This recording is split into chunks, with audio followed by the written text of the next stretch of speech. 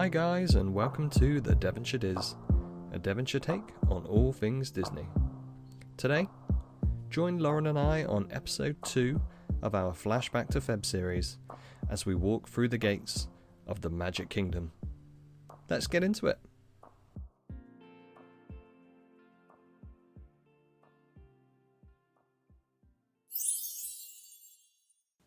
Hi guys, thank you for joining us again. I'm here with Lauren.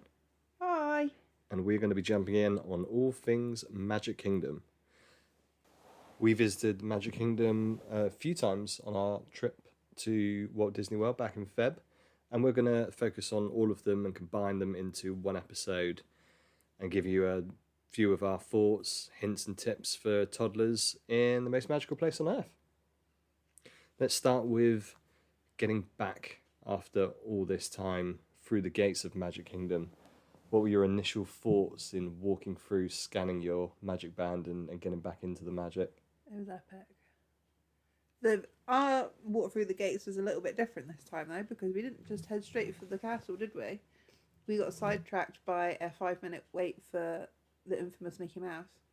We did, yeah. Yeah, we weren't expecting that the mouse was going to be situated straight through the gates underneath the railway bridge on the right hand side in Town Square Theatre. We went there for rope drop. We were there a little bit later in the day, but we were still quite early, and there was a pretty small queue when we went inside. Now obviously we're talking about a trip back in February 2022.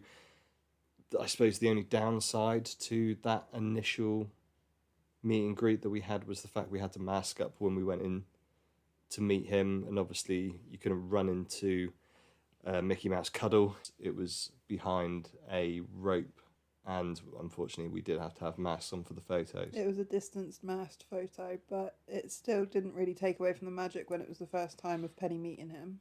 She was ecstatic even with a mask on, and that mask was stretched as far as it could be. You could tell she was beaming underneath that mask. Bit of a shame for photos that you couldn't take off the mask there, but the interaction with him, even being from a social distance as it were at the time, was still pretty epic. We had a decent amount of time between us there. They didn't rush us through, and Penny was over the moon of meeting Mickey Mouse for the first time. Yeah, it was epic, wasn't it? You can never really tell when, 2 or 3-year-old is meeting a 7-8 foot character that they've only seen on the screen. It's the first time she's ever met like a character, wasn't it? It was first ever character meet and greet, so we weren't really sure how she was going to react. Whenever we think of character meet and greets and toddlers, I always think back of that old YouTube video of the little girl who's sitting down at a character dining. Yeah, Crystal Palace, wasn't it? Yeah, that's it. And and she turns around, says hi, and then as soon as he comes towards us, screams her head off. And I was anticipating that with ours, but luckily no. Penny was happy to have a chat. As funny as that would have been for us. Oh, we definitely would have filmed it. Yeah, it would have been great. Definitely. We would have been YouTube sensations. That would have been our 18th birthday. Keeping on the theme of character meet and greets, another really good meet and greet that I certainly would recommend to any princess fanatics out there would be the Princess Fairy Tale Hall meet and greet with the princesses in Fantasyland. Yeah, we waited a little bit for this one, didn't we? But she really wanted to meet Rapunzel. Rapunzel was her one character princess that she really wanted to see, wasn't it? Yeah, we got really lucky that the 2 visiting princesses were Rapunzel and Tiana, and they so happened to be the first 2 princess dresses that we bought for her. Yeah. So she was over the moon of seeing both of them. Again, really good interaction. They take their time. It was of a social distance at that point as well. Still good to see nowadays that, everyone visiting Princess Fairy Tale Hall can have a cuddle as well as having a good chat. But it was a really good interaction. Penny was chatting away with both Rapunzel and Tiana. They all did little twirls. And we got some excellent photos as well. Yeah, it was really cute, wasn't it? I definitely recommend heading there. I think there's 2 sides.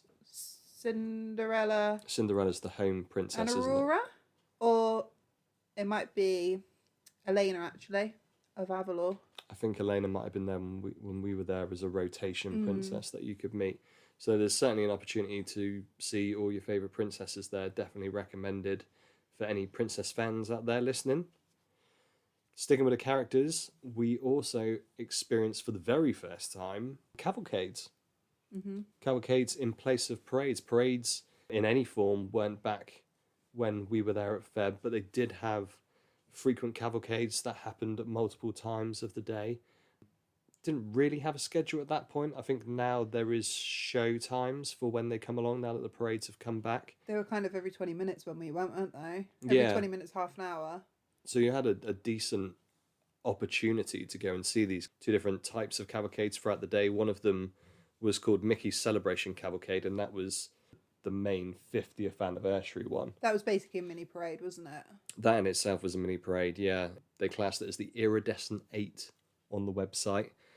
I was trying to think back of which characters we saw, but just to give you the lowdown, it was Mickey, Minnie, Donald, Daisy, Goofy, Pluto, Chip and Dale, all in their iridescent 50th anniversary outfits. Good homework. Thank you. We got a hell of a lot of photos from that cavalcade, looking back at the snaps from our trip as well. They were really good at interacting, even though they seemed to fly by. They were really good at interacting from the crowd. Yeah, definitely. And the second one was named the Adventure Friends Cavalcade. This was my favourite. This one had a whole host of characters. Yeah, it was epic. The really good thing about this one, I found, apart from the soundtrack, which was awesome, was the variety of characters. Wasn't it the most characters in a cavalcade ever? I think I read somewhere. Yeah, it was the largest cavalcade. I think this essentially was the test run of getting parades back. Yeah. I think that was how they tried to handle that, and it did feel like a parade. It was really, really good. The variety of characters ranged from newer characters in Pixar. For instance, Miguel from Coco was front and center for the cavalcade, but you also had Clarabelle. Yeah. It was classics and the newer films that came onto it. Yeah, and you also had an opportunity of seeing, say, for instance, Jasmine, so another princess was there. Mary Poppins and Bert were on the cavalcade as well. So it was a real variety. It was really interesting to see how they put that together. It was definitely the best one we saw, and it was probably the most fun one as well. Like, the song was really catchy, and it felt more like a parade because everyone waited for it. And another great thing about the cavalcades in comparison to parades is you don't have to queue up for an hour and a half to see a cavalcade because they were so frequent, because they were so short. That certainly had a different take on seeing that sort of thing. That was a big blessing compared to previous years when we've done it, when we've had to queue or we've had to sit and wait for parades to get a good spot. Whereas this one, it didn't really matter where you were, you'd always have a good spot for it. It didn't matter whereabouts you were on the parade route. You could almost just walk up and see them and then carry on for wherever you were going. And you didn't have to deal with the whole manic rush after it had gone past of fighting your way through people to get to a certain area. Everyone seemed to disperse quite quickly, didn't they? It didn't really interrupt where you were getting to. Yeah, definitely. That said, did you personally miss having a 3:00 parade? No. I think the only thing you miss is the size and how elaborate the floats are, maybe, and the storytelling for a float. But you didn't miss the characters because there were so many of them. And they were so much more interactive, I thought.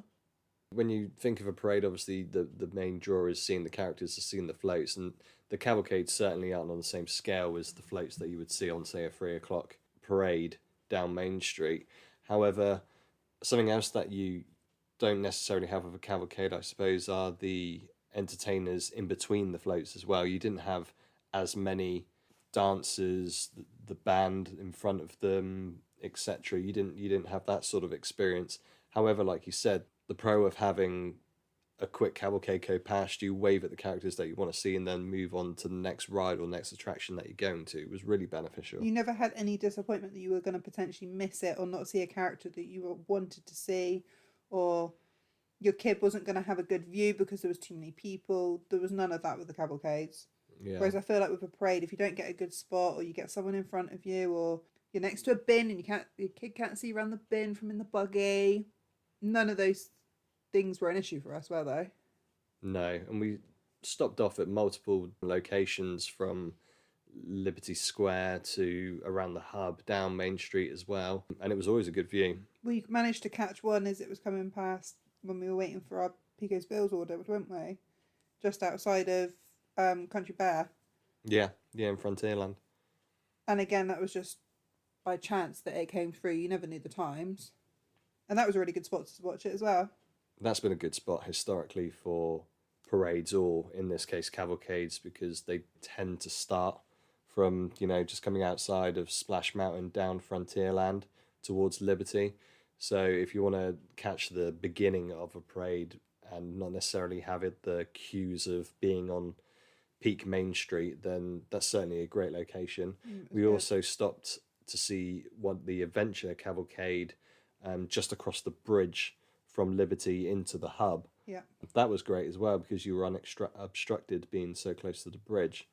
So those two spots are good pointers for places to see parades and cavalcades. I am glad that the parade has come back now and that they've also kept cavalcades. I think that's a good variety through the day for everyone to see their favourite characters. You just don't get the disappointment of ever missing it, do you, when you have a cavalcade? Because it's so frequent that you got plenty of chances to see it.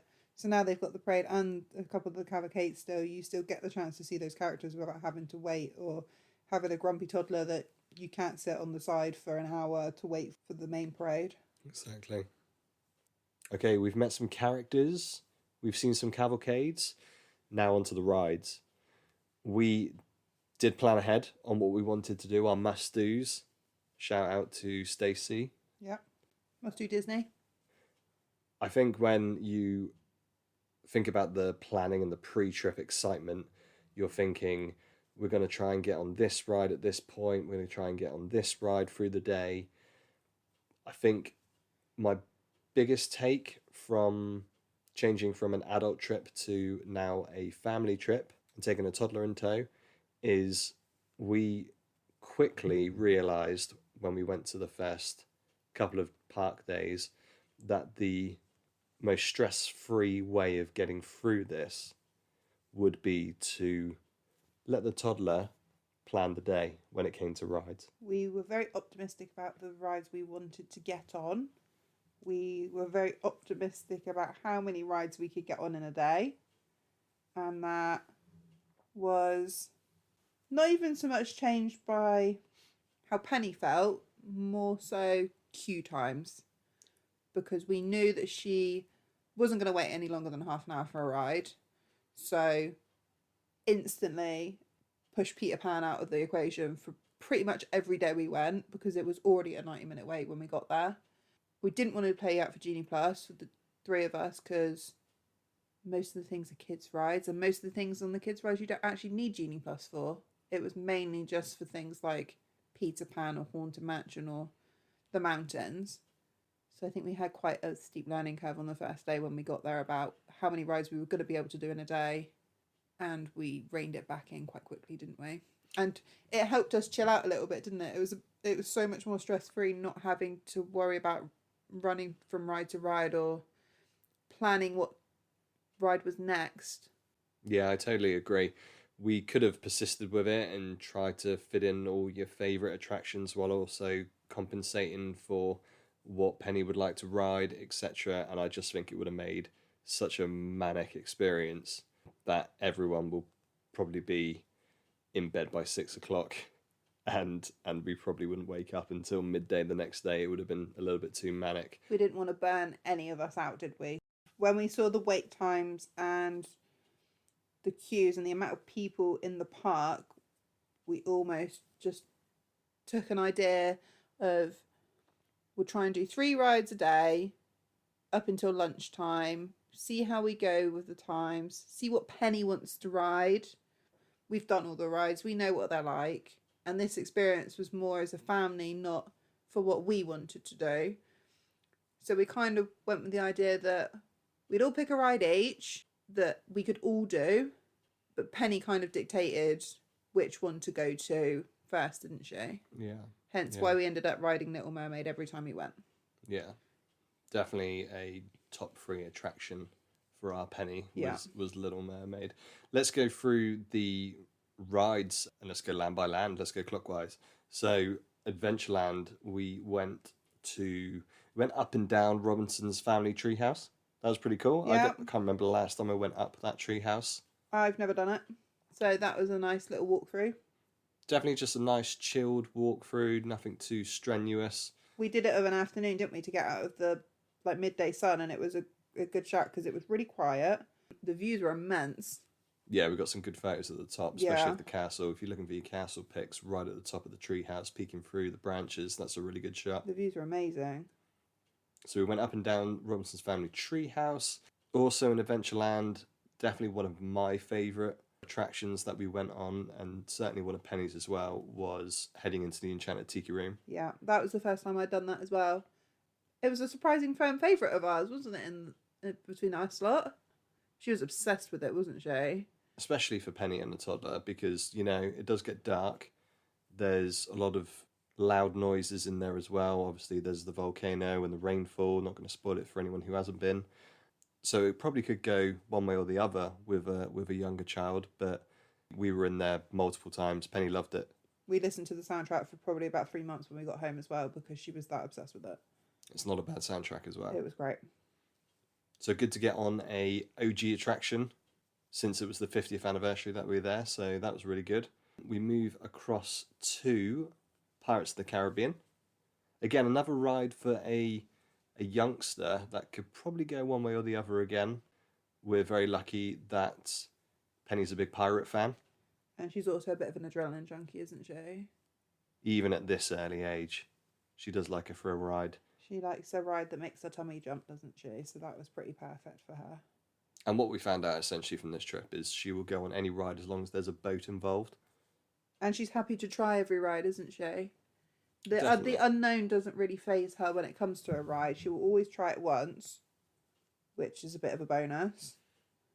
And that was good, because Pirates of the Caribbean is definitely one of my favourite attractions in Magic Kingdom. Another great original ride at the 50th anniversary for us to enjoy as a family.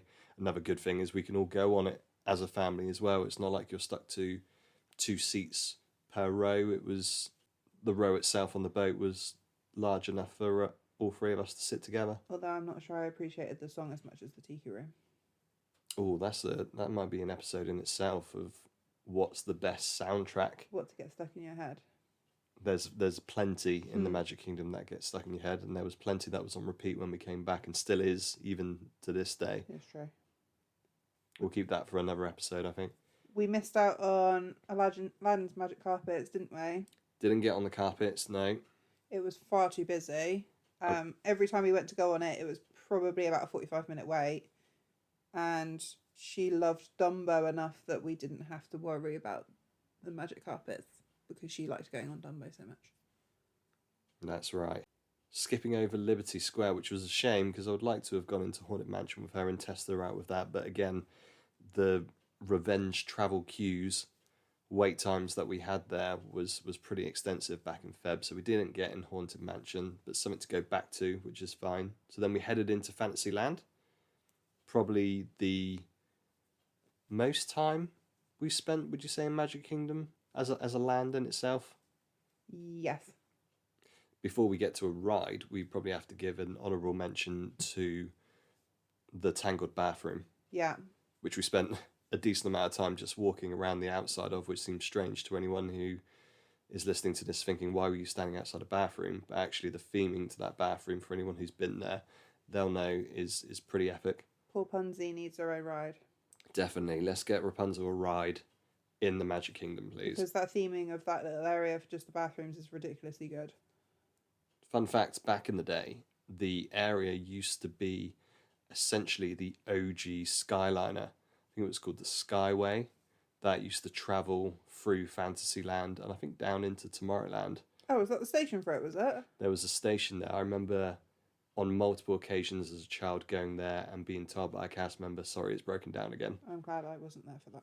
But actually, if you do look it up, it didn't look like the shiny new Skyliners of today. It was essentially a bucket on a wire that took you from one land to the other. So I can see why it broke down. I don't think that one would have been for me.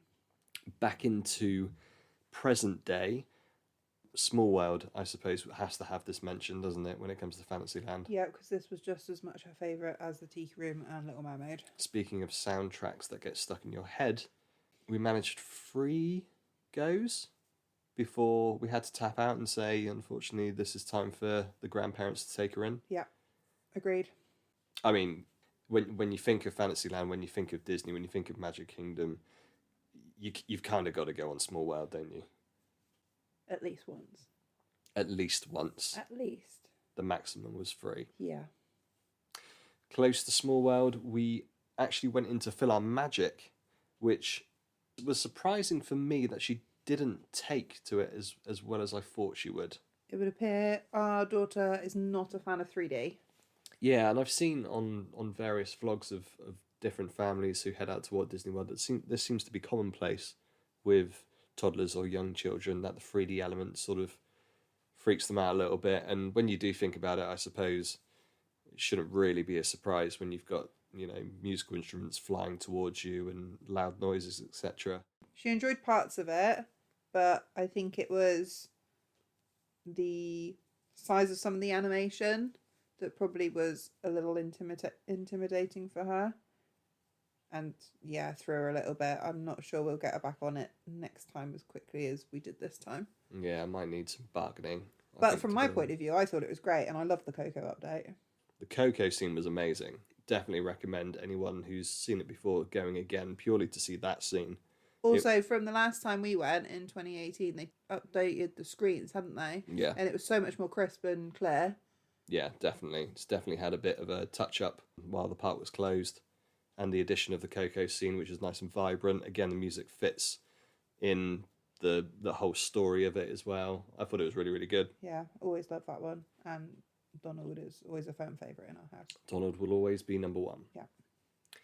First ride we actually went on in Magic Kingdom is in the heart of Fantasyland, and that is the carousel. I haven't been on the carousel since I was close to Penny's age, I don't think. I've never been on that carousel in Walt Disney World or Disneyland Paris. Yeah. Never been on the carousel, so that was pretty awesome. And it's just as traditional as the carousel is over here, isn't it? But it's far more magical when it's behind the castle. Exactly. And this is becoming a common theme of the sort of attractions that we visited this time. There was a lot of nostalgia in the fact that we were going on rides that haven't been on in a long time, and really changing our mindset to be back as a kid, as obviously the marketing and the thought of being back in Walt Disney World as you transform back into childhood. It really did feel like that with the sort of rides that we were going on. Yeah, it was nice to act like a bit of a big kid, wasn't it? And run around with her for quite a lot of the kiddie rides, as I call them. Definitely. The family rides. Definitely. Steering over to the left from the carousel, we headed to the Little Mermaid. Again, a multiple visit for us. Yeah, she loved the Little Mermaid. She loved everything about it, from the queue to the clamshell chairs, didn't she? To every single part of the actual ride. We got stuck, didn't we, on one of the visits in the aerial singing dancing bit. And I think we probably got stuck there for about 20 minutes, didn't we? And not once did she stop singing. She absolutely loved it. Dancing in the Clam, yeah. Yeah, really, really good ride. Good music. Nice and vibrant. A lot of animatronics. Another hot take, always look up, as they always say in Disney. And Penny looked up while we were in the queue and saw a Ursula squid hybrid. When she was transforming into her, octopus sort of theme. There's a really cool painting at the top of the ceiling when you're walking around the circular part of the queue, and for some reason our daughter is a huge Ursula fan. Yeah, always been an Ursula fan. She's a bit of a villains fan in general, but Ursula was always the one that she has loved. And she got a keen eye for it because she spotted it in a fairly dark spot of the queue, and I didn't notice it until she was tugging on my shoulder saying, look up, look up. Yeah, no, definitely not. Okay, we've been on Little Mermaid multiple times. We said hi to King Triton, who's outside, opposite the ride. Make sure you get your snaps with King Triton. And then we're over to Storybook Circus, and we went on Dumbo. We did. That's actually the first time I've ever been on Dumbo as well. Was it? First ever Dumbo experience. Yeah. Wow. This is coming from someone that doesn't appreciate heights. So Very true. rides that go up in the air are not my speciality. You were brave. You did well. You do these things for your kids, don't you? You did very, very well. We were all squeezed into one as well, which was interesting. I was fully expecting to be on a different Dumbo. Yeah. But hey, it was snug. It was snug and it was more fun. Exactly. And the key thing about the Dumbo attraction is the new addition to having a soft play area in the middle of the queue. Yeah. That was an absolute game changer. I think our queue was probably about half an hour, 35 minutes, and we essentially got about 10-15 minutes in, and then thought, oh, we'll dip into the soft play, let her run around. She's been stood in the line for a bit. I think we spent about 20-25 minutes in the soft play. She has to go and run some energy off, didn't she? So we quite happily took the opportunity to sit down and let her run around with all the other kids. And by the time she'd run around for 10-15 minutes, the queue had completely gone and we basically walked onto Dumbo. Yeah. So that 35-minute queue ended up being essentially 15-20 minutes with a little play in between. It was really, really good. Yeah, it was good. That was a bit of a piece of magic that we didn't realise probably till second to last time we went to Magic Kingdom, did we? Yeah.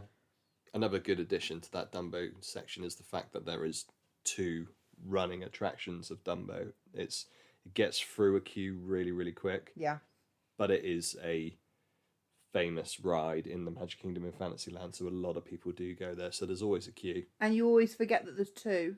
So there's 2 sides, which I completely forgot about until we actually got out into the queue to get on the ride. But hence why it goes a bit quicker when they open up both sides. Yeah, you got to go on Dumbo. It's a bit like Small World. You got to go on Dumbo. We basically did all the classics, didn't we? We did, which was very apt, given it was the 50th anniversary. It was. Speaking of classics, after the Dumbo ride, let's move on to Mad Hatter's Teacups. How many times did we do that one? I think we did it once with Penny, and then the grandparents attempted to. However, it broke down when they were one of the closest people to getting on the ride, wasn't it? Yeah, unfortunately. that's true. Hey, it happens. We've all been there when we're just about to get on the ride, and for some reason there's a technical difficulty, and we have to skip that for another day. But no, we did it once. It was good fun. They were right at the front of the queue as well, weren't they? Yeah. But it was good to do it the once. Yeah, she loved it. Got dizzy. Felt a bit queasy, but it was good fun. Yeah, it was good. That's also the first time I've been on that one. Ah, see, there you go. There's a lot of firsts for me this trip. Really, that's because we're usually pushing you to go on. It's because you usually throw me on a roller coaster instead. That's it, exactly. Before we leave Fantasyland, another good recommendation was heading over to Pete's Silly Sideshow area. Again, I think this is probably more of a phasing back in from the pandemic and the reopening, but actually it was just a really nice quiet spot. It was a good quiet spot for her to run. Obviously, Pete's Silly Sideshow is an area where you were able to go and meet the characters.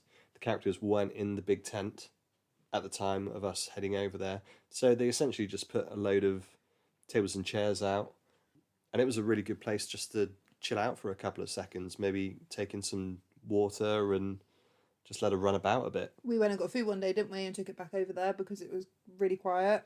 It was a really peaceful place to sit. And Penny could run free if she wanted to get some energy out. Yeah, and you've got Casey Jr.'s Splash Zone, which is also there. Again, the water at the time when we were going wasn't on, but that whole little area was just a place where loads of kids could go and burn off some energy. Yeah. Or just sit down and sit in the shade because the big top was open, so they can just chill out for a couple of seconds. And I think we did that, and we found a spot in every park of just an area where you could just take 5, take 10 and just chill out for a second.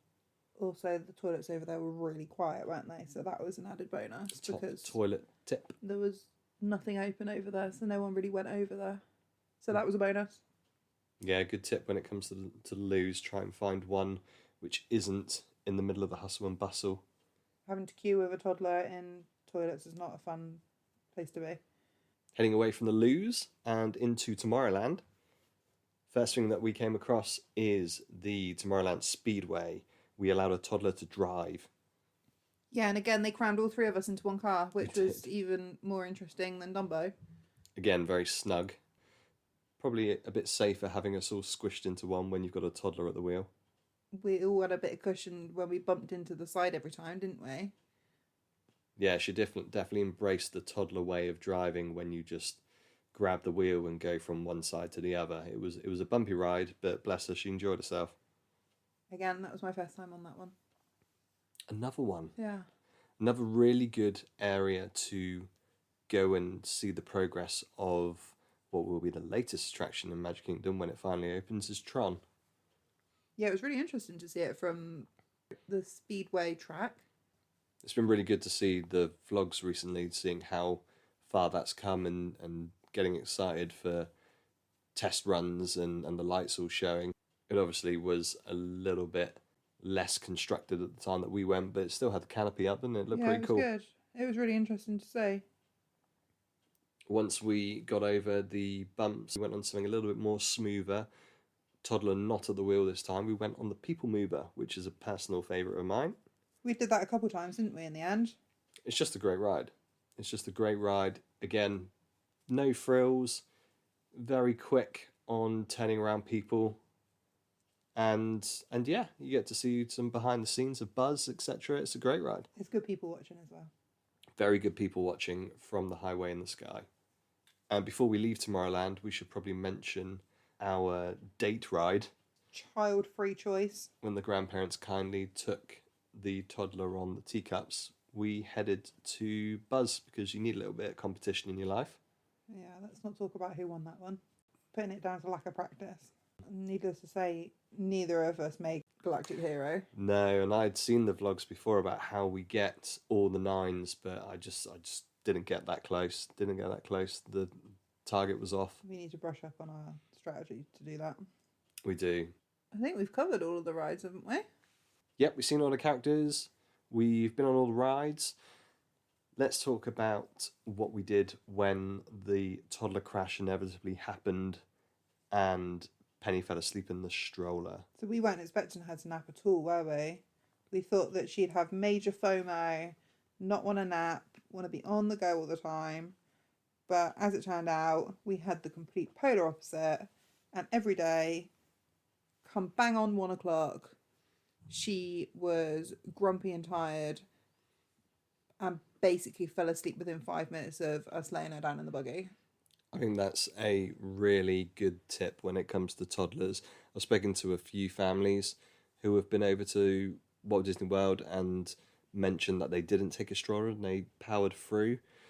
Hats off to you if you're able to do it, and hats off to the child if they're able to keep going.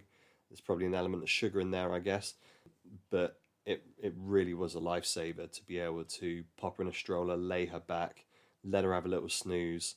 And also from an adult perspective as well, your mind is charged on ensuring that your toddler is experiencing the max when it comes to your day at the park. Sometimes it's nice to have the toddler have their little respite and for the parents to maybe hold hands and have a little stroll themselves. It was an hour's respite for us, wasn't it, to have to think about where we had to go next, or what food we had to put in her, or do we need to stop and have a drinks break, or when's the next toilet break? Whereas we kind of took the hour to explore, didn't we? And for our Magic Kingdom days, we left the park, didn't we, for every day?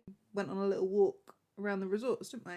We did. Again, speaking of first, and it's a episode of first by the sounds of it, we exited the park and went right over the new walkway to the Grand Floridian. Which was really good. It was actually a hell of a lot closer than I thought it was going to be as well. What was the distance? Probably about a 20-minute walk? Yeah, if that. It took you right into the centre of Grand Flo, didn't it? Yeah, it's the first time that I've ever been to Grand Floridian. Always a place that I want to visit, definitely on the bucket list of somewhere I would like to stay, being a DVC member. But I loved it. I loved just that walking around the grounds in the Grand Flo. On one occasion, we stopped outside one of the cafes and got ourselves a drink while she was napping and looked over the water to the castle. That was a lovely view there. Yeah, I think that was the second time, wasn't it? As we did our little stop and got a beer stop outside the Grand Floridian Cafe, looking over all the boats. Yeah. And did the monorail back, didn't we, that time? Yeah. And I think the time before that, we walked straight through, didn't we, on to Polly? Yeah, she had a decent nap that day. And we had a bit of a tour of the Polly, which was really good. Yeah, walking through to the Poly was good. Again, another resort I've never stayed at, but certainly would like to in the future. It was really busy as well, wasn't it, when we walked through? The Poly seemed to be more busy than Grand Floridian when we There's walked through. definitely a very different buzz, isn't there, about Poly compared to Grand Flow? I think the theming for the Polynesian is probably more style that I would like to enjoy, but you can't get away from the grandness of the Grand Floridian when you're walking through it. It does feel very grand, doesn't it? We always said that if we could stay at the Poly, we'd want to stay in the Moana room, though, didn't we? Mainly for the Penny being a Moana child. Definitely would like to stay in one of those rooms in the future for sure.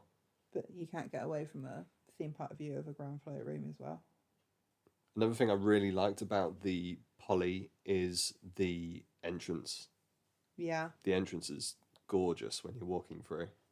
We managed to avoid most of the construction, didn't we, when we went, of doing the monorail station. So we got quite lucky with that we got to see it in its old school state, which was good. A really good shop as well. Really good shop. It was a good shop. They had lots of great merch. Once we had a little look around, we hopped back on the monorail. That was our first welcome back to monorail travel. It was. Definitely my favourite mode of transportation in Walt Disney World. I'm not the biggest fan, but again, I don't do heights, so being that high up in the sky isn't my favourite. It was probably better than walking back at that point because it was peak day, and even though it was February, it was still getting pretty warm out there. And with a hangry toddler at this point. Oh yeah, the toddler was ready for food, and that would tie us very nicely, well done, Thank you. onto restaurants that we tried within the Magic Kingdom. So we're back through the gates, we're back into the Magic Kingdom, and we stopped for places to eat. So the restaurants that we experienced in the Magic Kingdom all were quick service. And they were all for lunchtime. And all really good. I think every meal that I experienced in the Magic Kingdom personally was really good. Yeah, I don't think we had a bad meal. And considering the price of food had gone up at that point as well, so the meals weren't exactly cheap, but we did a bit of a old school trick, didn't we, where we bought an adult's meal and a kid's meal and we shared it between the three of us, or we bought 2 kids' meals, which A, saved the money, and B, meant we weren't wasting a load of food on big portions, because as we know, the adult portions are fairly big and quite a lot for one adult normally. So yeah, we managed to do that for a lot of it, didn't we? Yeah, I think it's a good tip to look into kids' meals if you're trying to, do Disney on a budget or you don't have a massive appetite. Back in the day, it was a lot harder to purchase a kids' meal for an adult because you had to go to the till and request it at that point. With mobile ordering, there is essentially no one checking that you have a child with you. It is my biggest tip, is to mobile order.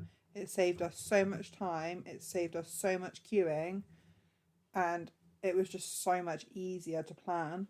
Even just with one day, I think we literally mobile ordered like 15 minutes before we wanted food, didn't we? And it was still done within the 15 minutes. And it meant we just walked straight in, grabbed our food, and managed to find a seat. I think it was in Cosmic Rays, wasn't it? Yeah. We got really lucky with that one. But even like with other days, like when we got the monorail back from Poly, didn't we? I mobile ordered on the monorail to get a Dole Whip for when we got back into Magic Kingdom. And it was so easy. And the queues around the restaurants and the quick service areas, I just don't know why you wouldn't mobile order if you have the opportunity to do it. A mobile order is so easy to do if you have Google Pay or Apple Pay, isn't it? Because it's all just linked. We did it by a gift card, didn't we, this time? Which we thought was going to be the easiest way, but actually was a little bit more tricky because we had to put the gift card in every time, didn't we? But it was easier to track spend. Yeah, I think that's probably another key point for anyone who's going to Walt Disney World who hasn't been for a long time. A, utilise mobile ordering. B, find an electronic method of payment to add to your My Disney Experience account in order to be able to do mobile ordering. And also for merchandise, just to save the queues of merchandise.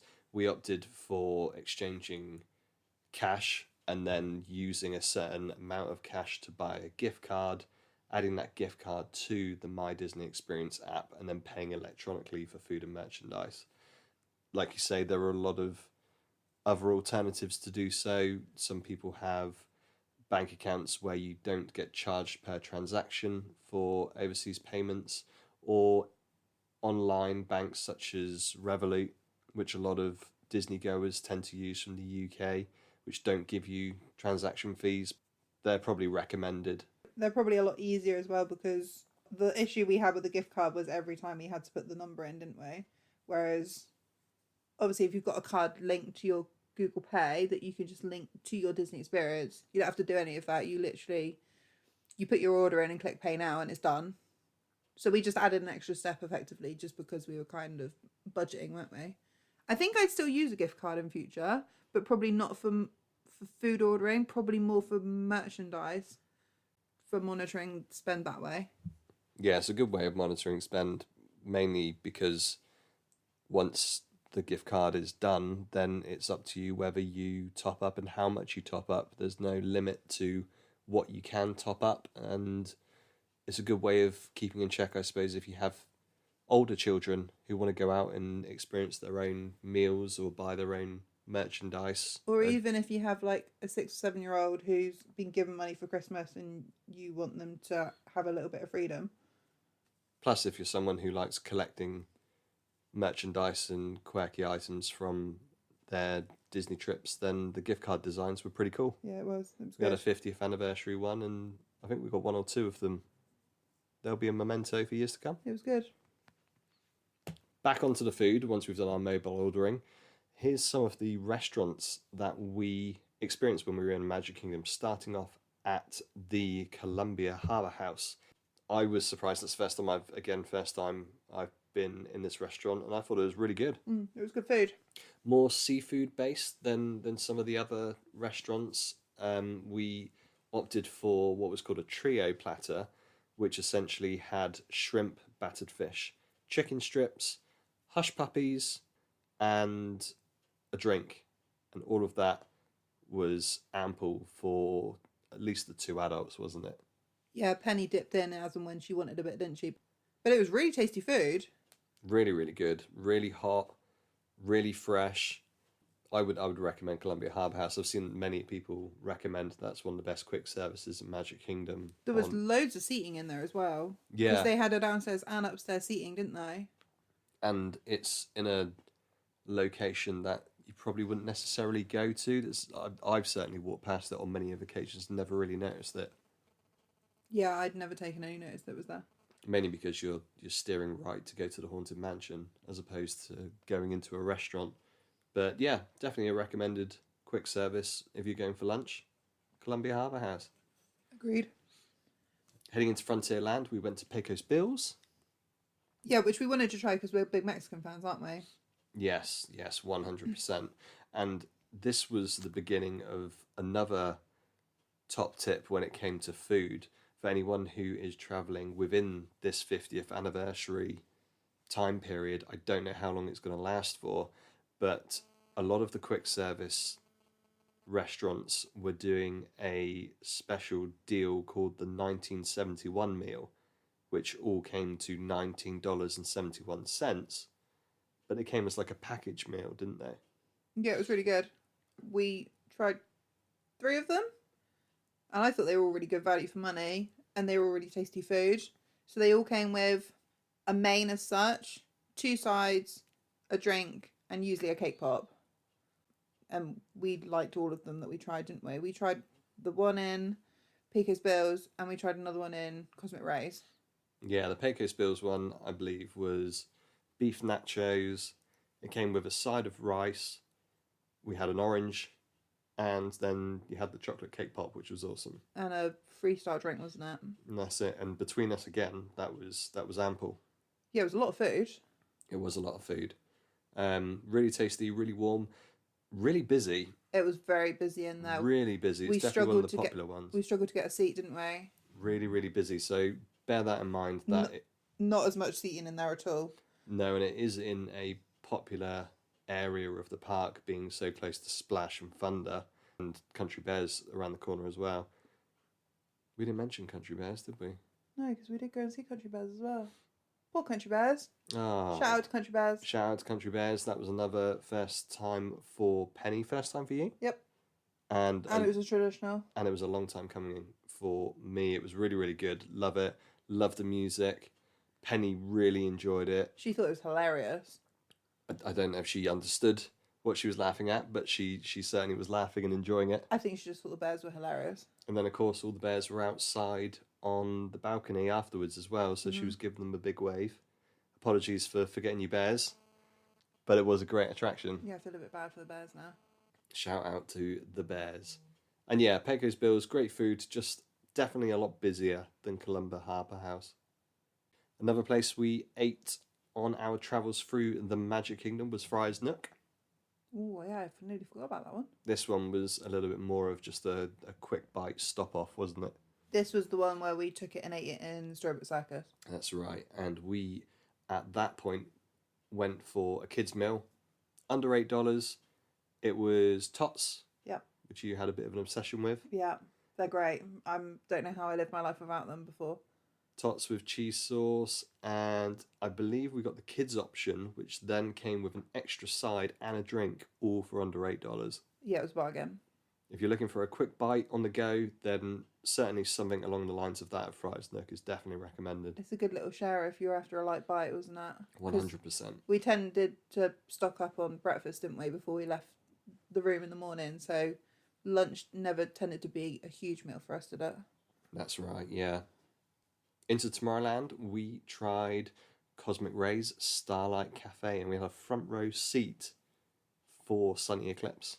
Never been in there, and there was a lot of seating, but it was very busy again, wasn't it? It is, again, it's a bit like Pecos, that it's a very popular area for a quick service in Magic Kingdom. I think back to trips that I've had throughout the times of going to Walt Disney World, and I think that's probably the most consistent restaurant in Magic Kingdom that I've been to.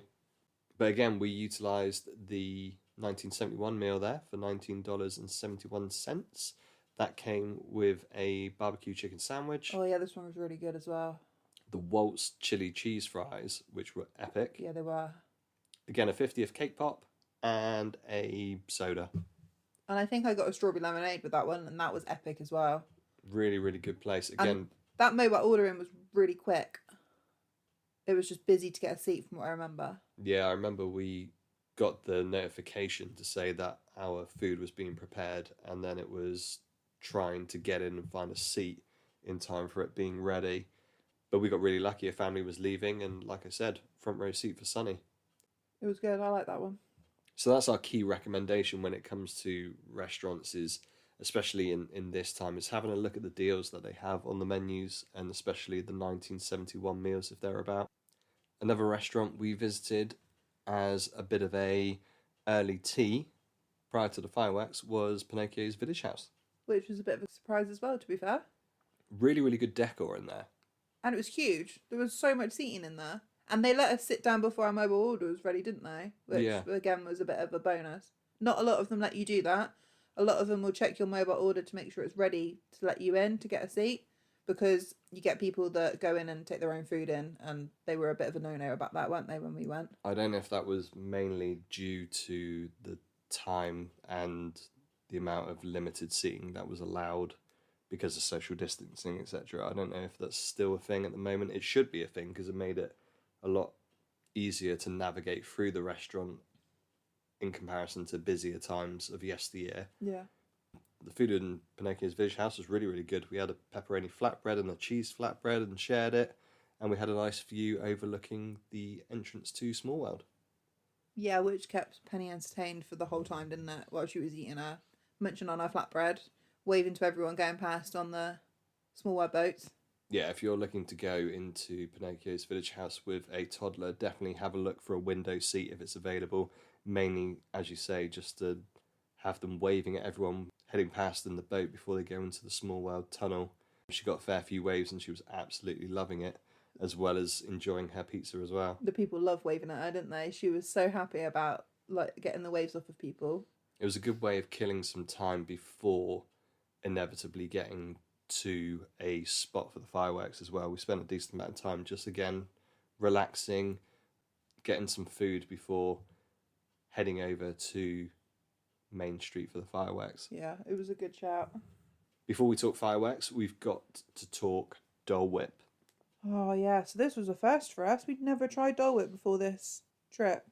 I always just assumed it was ice cream. I'm not going to lie. We were so wrong. It's ice cream with Heaven. a level up, isn't it? It really is good. It was amazing. So 2 locations that we visited. Aloha Isle, which is essentially the next door neighbour of the Tiki Room.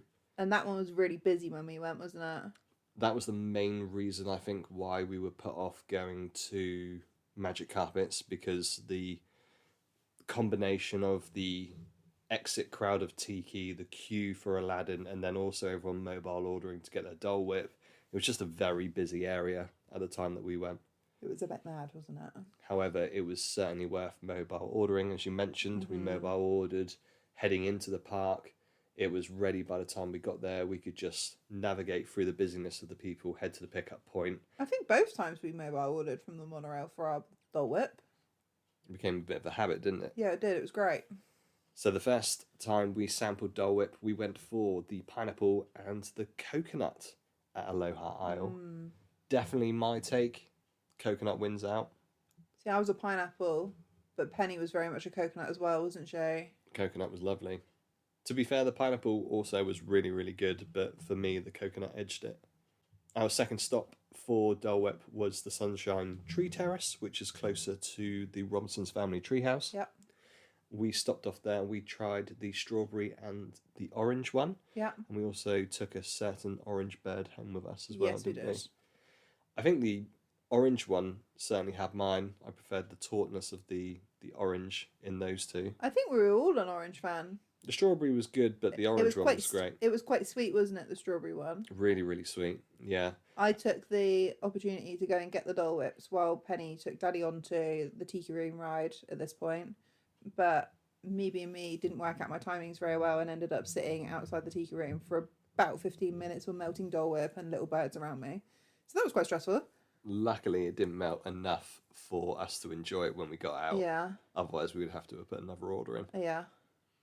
Out of the 4 flavours, what would you go as your number one? Would you say pineapple? Orange or pineapple for me. Ooh. Mine was definitely the coconut. I would pay the money to head back into the park purely for that coconut Dole Whip. It was immense. Just a note for everyone listening, we didn't swell them. We weren't brave enough to swell them this time. Did not swell. We will tackle that next time.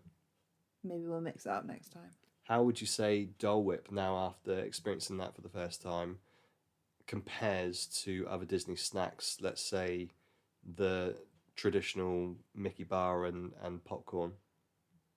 Would you say Dole Whip is now an elite snack in your eye? Ooh. Can you compare Dole Whip to popcorn? I mean, I'm not a massive Mickey bar and Mickey sandwich fan. I know, unpopular opinion. Sorry, everyone. So Dole Whip probably edges it on those two for me. But I do like Disney popcorn. It sounds like we've got a bit of a debate going. So for anyone who is listening, where you are listening or on our Instagram page, give us a comment. Let us know what your favourite Disney snack is. If it's Dole Whips, let us know which is your favourite flavour. And I hope you're all Team Coconut. We've got a lot more flavours to try though next time we go. Definitely. Okay, we're stocked up with food. We've had our snacks. We've seen all of our favourite characters. We've been on rides. We've had an epic day. There's only one way to finish a Magic Kingdom day, and that is to watch the fireworks. What are you going to say? The shopping. The shopping, that's maybe your favourite end to the day. But you can't finish a Magic Kingdom day without seeing the latest firework display. This time it was Enchantment. Now there's been mixed reviews, shall we say, with Enchantment from what we've seen on various vlogs and other outlets when it comes to Walt Disney World. We haven't seen Happily Ever After. Really sad to miss Happily Ever After, weren't we? Which seems to be the favourite amongst a lot of people that we've seen. Good to hear that it's coming back because it's something that we haven't experienced, so hopefully next time it will still be around so we can experience that. We were huge Wishes fans. Yeah. Always got the feels.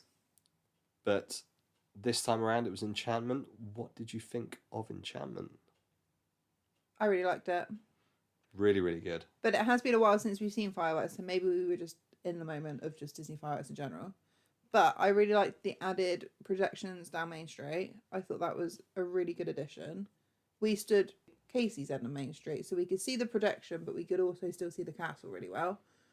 So we really liked the projections. It also gave Penny something to focus on. She's never been great with the loudness of fireworks, so the projections took her mind off of the firework noise quite well, didn't it? Yeah, definitely. And it was very light and vibrant down Main Street with the projections. So it's not like you're stood in darkness with loud bangs happening. Now you're immersed around a lot of lights and a lot of things to focus on. So there were times I actually noticed that she was looking at the buildings down Main Street as opposed to looking at the castle and the fireworks. And that's fine. That's what she was enjoying. The projections are always epic on the castle. Nothing will ever beat the projections on the castle for me. It was such a good addition. I remember the first time I was seeing projections on a castle was actually Disneyland Paris, where they did a projection show within their main firework display. And then when Wishes came around, I believe when we went back in the day, it was a projection show and then it was Wishes. And then they combined the two together on the separate trip that we went to. And I think that combination of having a musical score, projections and fireworks just works so well. It makes it way more emotional. And I think that was actually something that I took away from Enchantment that I've seen a lot of people were having problems with. I certainly felt the emotion of that. I thought the music was great. Maybe we had toddler tinted glasses, that the fact that it was Penny's first Disney firework display and that hit us in the feels a little bit more than other people. Maybe slightly, but I still thought it was a really good display. You just can't beat a Disney firework display, can you? We thought there was a lot more pyrotechnics this time than there was in Wishes. There was a hell of a lot more fireworks. Yeah, especially the ending. The ending was epic, wasn't it? Yeah. Of Enchantment. Remember Wishes, obviously, grand finale was really good, but Enchantment was really, really good. I really enjoyed it. I would certainly recommend standing a little bit further back. I know, obviously, in times before, we would tend to try and get into the hub to experience the projections up close and see the fireworks, but actually when you got projections running down Main Street, you kind of want to be within Main Street, and actually it helps on escaping the park as well afterwards. I was going to say, I don't think you can stand in the hub these days with a toddler and then expect to get out easily, because there's just no easy escape, is there, when you're in the main hub watching the fireworks to get out. Our get out after the fireworks was super seamless, really, wasn't it? Yeah, from what I recall, we essentially just turned around and followed the flow out. We got very lucky that Saratoga Springs bus wasn't too crazy. Got there, one had just left, and we were like, we've just missed it. But actually, there was one right behind it. It came straight away, didn't it? So we were one of the first people on there. And with a toddler, there's nothing better than seeing an empty bus that you can pick a seat and cuddle up with her for a little snooze before she gets home. That really helped. We weren't home too late after that, were we? Which was a bonus, because we've waited hours in previous years for a bus. And that was our experience of Magic Kingdom. It was an epic park, wasn't it, for a toddler? It is the traditional fantasy day, isn't it, when it comes to She Magic loved Kingdom? everything about it. There's so much to see and do, from toddler to us. Just walking around the place is an experience, let alone the rides, the food, the cavalcades, the meet and greets. I could just walk around there with Penny and just take in what she was seeing. One thing that we haven't mentioned was that turn onto Main Street and seeing the castle for the first time. As expected, instantly teared up as a parent. She gasped. Just seeing how excited she was at seeing something that we had shown her on the TV screen for so long and saying, we're going there. And then being able to be in that area, take your photos down Main Street, it was epic. Yeah, it was really good. Can I mention the fact that we bought a wishables every time we went to Magic Kingdom, and how I've now perfected the squeeze of the bag to work out which toy is in the bag? And wishables was certainly something that we had our eye on. We didn't actually buy much else from Magic Kingdom, from what I remember, apart from wishables. Wishables and gift cards, I think, are the only two things. We bought the 50th wishables, didn't we? it was an experience in itself. We started off just buying the ones out of the bag, didn't we? Because us being naive to wishables, being our first time where wishables were on sale, just thought that they came out of a bag and you picked them up in the stores, until we picked two up and figured out that we saw the bag and you have to buy them in a blind bag. So it was all a potluck lottery as to which character you were going to rip open each time. But you got a bit of a knack to it, and actually we only got stung once, didn't we, for a duplicate? I don't think I've ever been so excited to pick up a bag and squeeze it to see what was inside. So rewinding all the way back to the initial cavalcade, the Iridescent 8, the wishables for the 50th anniversary are essentially small plushes of Disney characters, and the series that we started collecting was the iridescent ones. So it was Mickey, Minnie, Donald, Daisy, Goofy, Pluto, Chip and Dale, all dressed up in what you would have seen on the cavalcades for the 50th anniversary. But it was only Mickey and Minnie you could get out of the bag, and on the bag it had everyone apart from Chip, I believe. Yeah, Chip was the secret one. Chip was the secret one. So Chip and Dale were obviously the last ones that we had to buy. And we literally managed to get everyone else, didn't we, without getting a duplicate? Yeah, which I'm very proud of, by the way. And it was the last one, wasn't it? It was the last day. Yeah. And we had to get a Chip to finish the collection. Yeah. And you got quite lucky with the final one. The first bag we opened was Dale, wasn't it? So I got a bit sad at that point. And then we opened the last bag and it miraculously managed to be Chip. To which I then celebrated in the middle of the main street about opening the bag to a Chip, and everyone just kind of stared at me blankly, didn't they? I think a lot of people understood how excited you were from finding the final piece of our Iridescent 8 collection. It had to be done. And as you're sure to hear, we did visit numerous shops in numerous areas of Disney, including all 4 parks and Disney Springs. So stay tuned for Lauren's updates to Disney merch throughout our Flashback to Feb series. I don't know what you're trying to say. I thought I was very reserved with my merchandise, thank you. We had to buy a second suitcase, which is a spoiler alert. The second suitcase is a piece of merchandise in itself, though. I don't know what to say that. Okay, guys, thank you kindly for those who made it to the end with us, and for listening to our most recent dive back into the Magic Kingdom. It was a whole lot of fun, such a joy to experience as parents for the first time, and I hope we have shared some thoughts and opinions that will help in a small way for anyone heading back to MK soon. If you have enjoyed this discussion, please can you like and rate this episode wherever you are listening to this podcast. We'd love to hear from you all, and especially intrigued to see which Dole Whip flavour turns out to be the winner amongst us. We'll be sharing more snapshots, hints and more Disney related content on our Instagram page at Devonshire_Diz. So please give us a follow and say hi. Thank you once more, and we'll see you next time. Thanks, everyone.